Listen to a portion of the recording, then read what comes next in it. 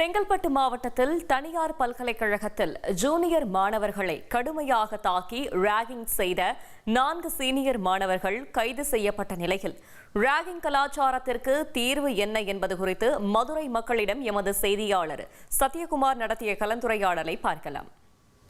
ஒரு சில பயம், அவங்க தற்கொலைக்கு போற அளவுக்கு கூட இந்த மாதிரி நிறைய சிச்சுவேஷன் நிறைய இடத்துல நடக்குது.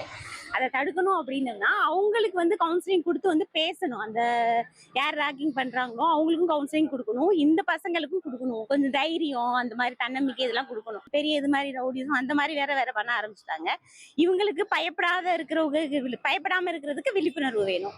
இவங்களுக்கு அதாவது இது வேணாம், எல்லாருமே சக மாணவர்கள் தான், எல்லாருமே ஒன்னா உள்ளவங்க தான் அப்படின்னு சொல்லி இவங்களுக்கும் இதை பத்தி எடுத்து சொல்லணும்.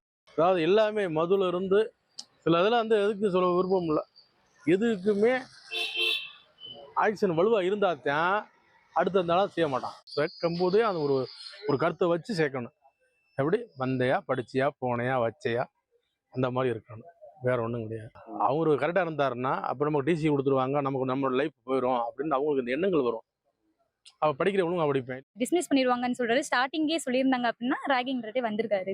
இவ்வளவு தூரம் லூஸா விட்டனால பசங்க இந்த மாதிரி இருக்காங்க. இதுக்கு வேற என்ன தீர்வு?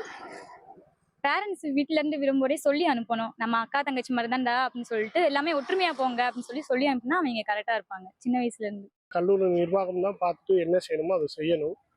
ஆரம்பத்திலே வரும்போது ஸ்டார்டிங்லேயே இந்த மாதிரி இருக்கக்கூடாதுன்னு சொல்லிட்டு செஞ்சுக்கிட்டு ஆரம்பத்தில் இந்த கண்டிஷனை கொண்டு வந்துட்டாங்கன்னா இதை மேக்ஸிமம் தவிர்த்திடலாம். கூட படிக்கிறவங்க அக்கா தங்கச்சி, இந்த மாதிரி அண்ணன் தம்பி, அவங்கள இந்த மாதிரி அவங்கள ஆரம்பத்துலேருந்து கோஆப்ரேட் பண்ணி கொண்டு போயிட்டாங்கன்னா அதுவும் ஆரம்பத்திலே அது ஒழுக்கத்தை கரெக்டாக கடைபிடிச்சிட்டாங்கன்னா எல்லாமே அது சரியாக இருக்கும் சார்.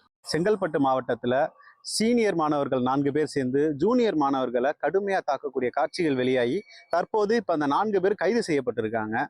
இந்த சூழ்நிலையில இந்த கல்லூரிகளில் நடக்கக்கூடிய ராகிங் கலாச்சாரம் குறித்து மதுரை மக்கள் என்ன சொல்றாங்க அப்படின்ற கருத்துக்களை நாம இப்போ பார்த்தோம்.